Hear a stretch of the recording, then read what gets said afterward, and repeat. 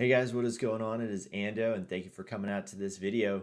We've got our second installment of the state of our account videos that are going on. Last week we introduced both the accounts that we're going to be covering, and so this week we're going to start the alternating of them, so that way we can actually do kind of deeper dives into what's going to be happening. I got a lot of good feedback from that video, so if you guys are still enjoying these, make sure you guys hit that thumbs up and subscribe to the channels. It definitely helps out the channel for sure. And if you guys see anything that you guys want me to talk about or go in more depth about when I'm doing these account kind of deep dives, be sure to hit up the comment section down below. I'm truly taking this stuff to heart, so that way I can make better content for you guys and better videos and stuff that will just help you guys out. That's the whole reason why I'm really doing this. So without any further ado, guys, let's go ahead and get into the state of this account.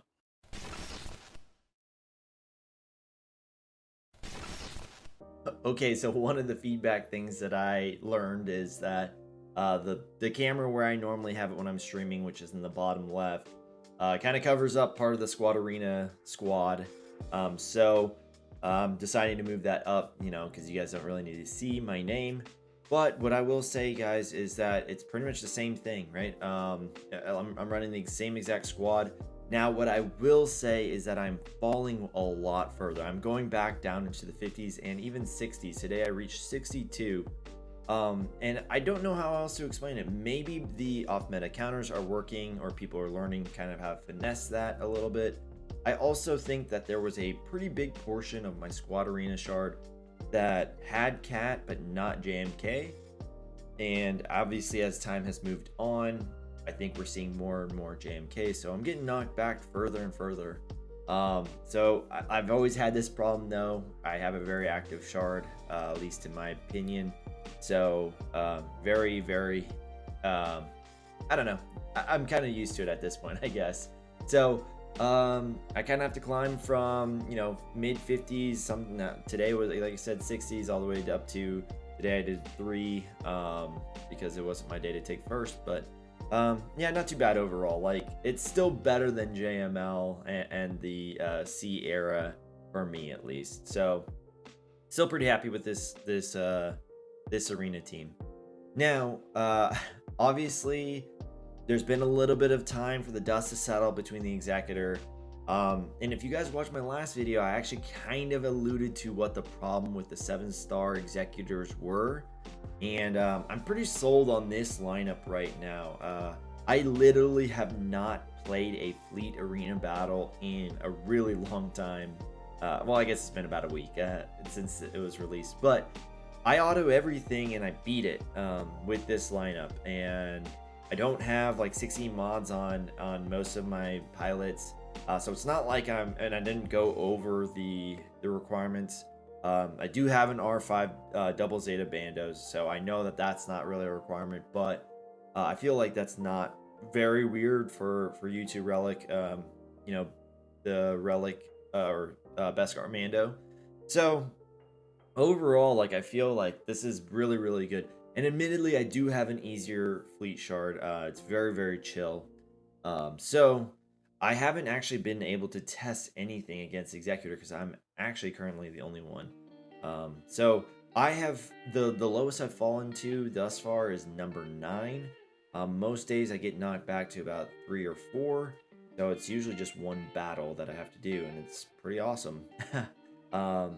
So that's Fleet Arena for us. And as far as GAC goes, I went 3-0 last week, which puts us at 6-0 for the season. It looks like we're number 239 as the recording of this video is happening. And so pretty good season thus far. Like, I made a 3v3 video kind of to enter into the season. Usually there's usually somebody in the shard that can beat me. And so there's very, very typically in 3v3 I go 2-1. I very, very typically end the season 9-3 or 8-4 or sometimes 10-2. So this season looks like it's probably going to end up on the more positive side of that. We'll see though how the rest of this shakes out. But yeah, overall excited about GAC and doing so well. thus far. We had actually a really funny battle at the very end. We tied, but the way we tied was just a very weird thing. If you guys want to talk more about it, go ahead and hit the Discord, which will be in the comment section below. Okay, let's go ahead and move into the actual roster review. Okay guys, so not much has changed overall in my roster. You can see that I'm at 7.790 galactic power. So like I said in the previous week, right now I am in a very big horde mode because of Lord Vader requirements that are going to be coming out this week, so I look forward to seeing what that is. I am hoping that we get we know we're going to get gas. We know we're pretty sure we're going to get a ship, I should say. So that leaves 3 additional characters that we're missing right now, and I just hope that they're on the lighter side or characters that we kind of have to higher gear, I guess. Guys that come to my mind that kind of fit that mold would be like Nuke Gunray or Poggle, and I think those are very good guesses, I think, because they seem like they're targeting a lot of the GOTB heroes, right? You know, with Kenobi, it was a lot of the light side ones. So with Vader, it kind of makes sense that they might be targeting some of those dark side ones, but we'll see. Who knows at this point? There's a ton that makes sense, right? Rex kind of makes sense to me. I think one of Ahsoka, like one of the Ahsoka Tano's makes sense to me as well. I could see that. One of the droids, although they're used a lot for the other Galactic Legend journeys or requirements or whatever, you know, like R2, since they had such a pretty close bond, and C-3PO, since Anakin was kind of the maker of C-3PO. I could see some of these, you know, definitely being part of that, but again, we'll have to wait and see. I'm hoping that they're mostly characters that have relic, because the Lord Vader requirements are not looking too kind for me. So let's go ahead and bump into those, because that is really where we're at right now with this account. Okay, so for Lord Vader, guys, I actually have made quite a bit of progress here compared to the last video. Echo, I don't believe, was even 7 stars, and I think the rest of them were either gear 12 or gear 11. I think Tech might have been gear 11, and then obviously Echo would have been gear 11 as well.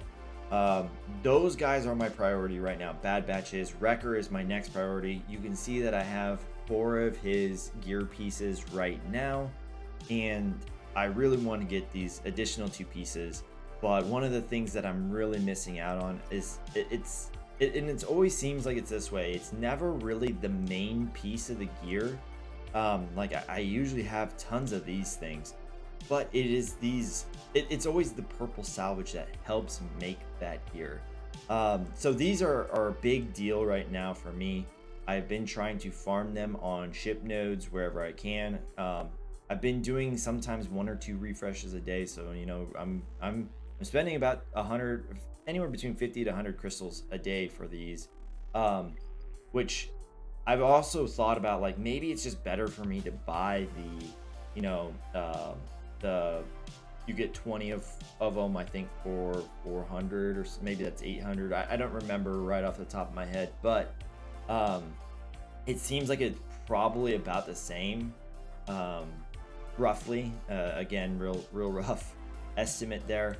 But yeah, like, I'm missing a lot of these, and one thing that I definitely want to encourage you guys to do is go check your .gg, or there's a lot of places where you can pull what the gear requirements are and how far off you are from them, and that has definitely helped me kind of prioritize where I need to get placement of gear, or how to farm gear. And those med packs are for sure one of the top ones that I need to do as well. As far as regular energy goes, I've been mostly focused on this Tusken Raider. I am really short. I just finished up getting his comm links done, and the next one really is going to be this one, and we're getting closer, and I'm not too stressed about this one, because this one does pop up in the Guild Events currency store, not to be confused with the Guild Events token store. So yeah, this one definitely is one of those ones where I'm not super rushing into it. But again, one of the salvage pieces that we're also very short on is these prototypes for the golden eyeballs. So yeah, like we're really looking at some of these gear, getting these guys up to gear 13. And like I said, I just really hope that this next set of requirements are going to be lighter, because right now as it stands, the relics aren't going to be a problem. It is, however, getting them to gear 13 that is definitely going to be my problem right now.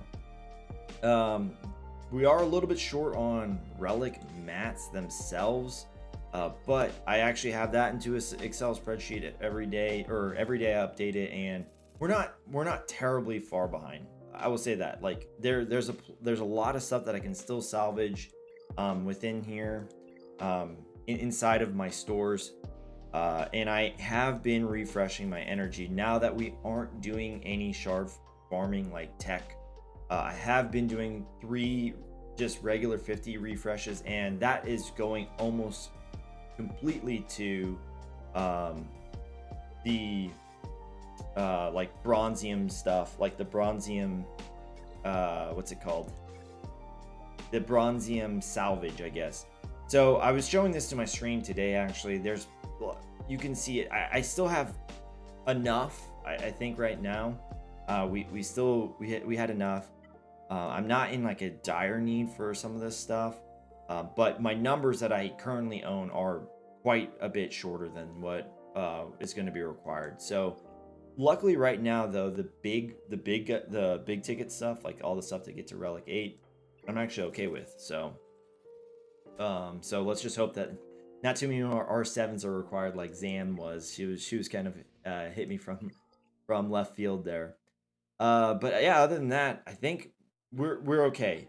I told you guys this earlier. I'm probably not going to unlock him day 1. I'm probably not going to even unlock him by the time day 2 or day 3 rolls around. But I feel like if I can there's a sweet spot in there somewhere, we're going to be able to tell when that sweet spot is by when Maul comes out, right? And right now we don't know when Maul is releasing. We don't know when Conquest is coming back. We've just been kind of told soon TM. So that's going to make a big difference with how I pace this thing.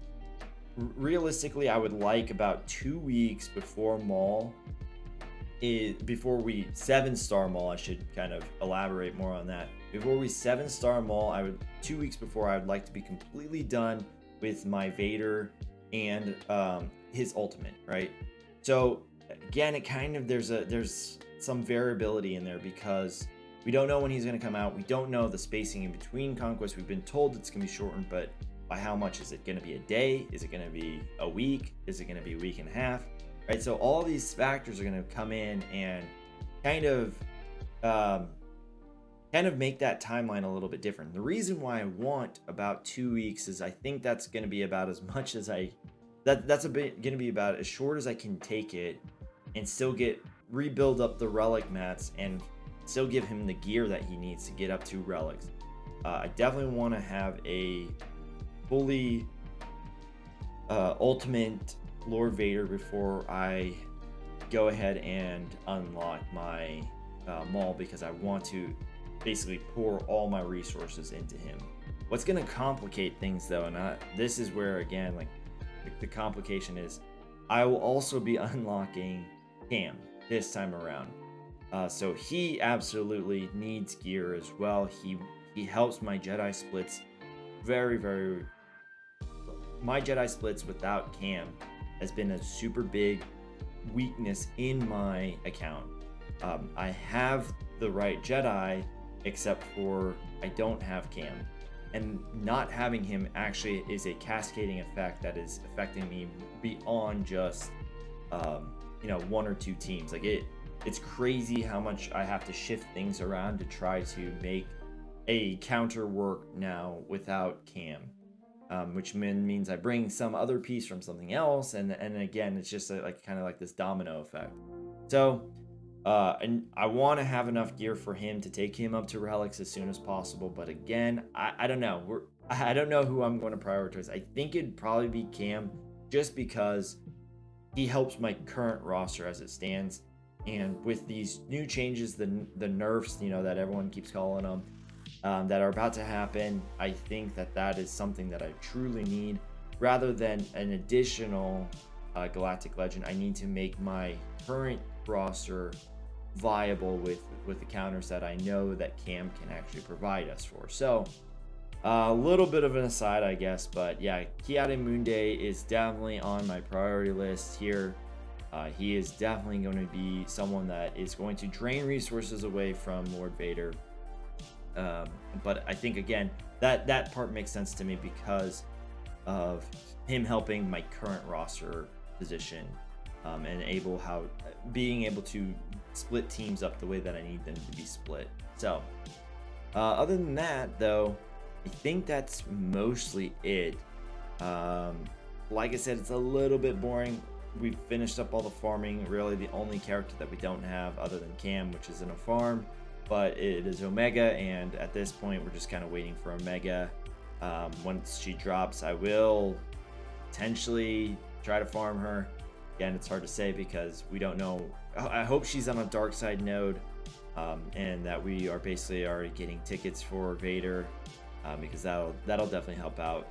Kind of knocking 2 requirements out with you know, one refresh kind of a day.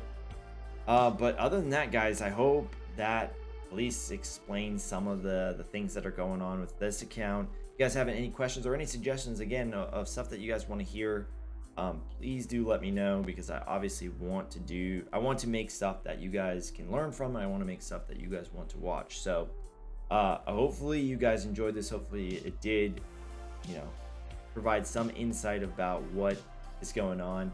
And if you guys did enjoy it, make sure you guys hit that thumbs up, and I really appreciate it.